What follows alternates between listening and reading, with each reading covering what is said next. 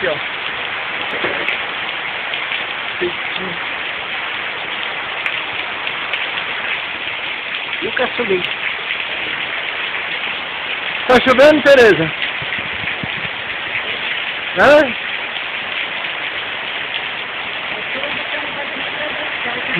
Não dá pra entender nada, vem falar mais perto aqui. Fala mais perto. Tá um chuvão que não dá nem pra mim entrar dentro de casa. Dá uma corrida. Não, olha tudo eu.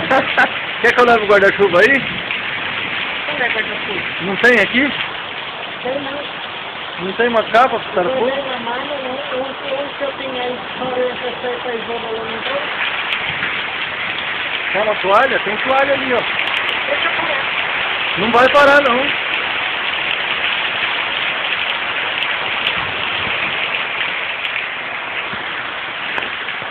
Vou até deixar o Paulo ali gravando aqui essa fila. Coisa boa, né? É.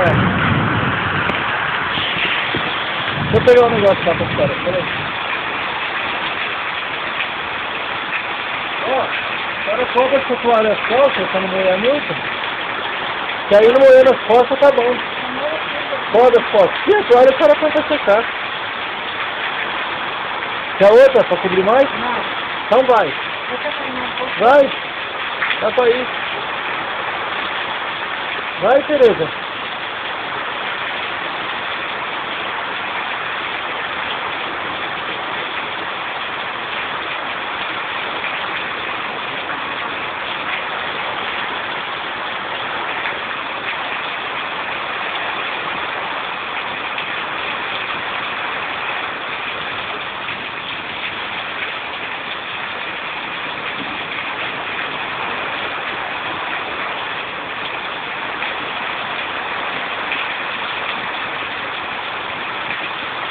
Ah, então pode já entrar.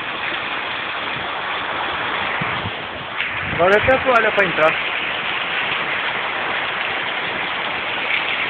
É bom que chove mesmo pra poder aliviar o calor, né?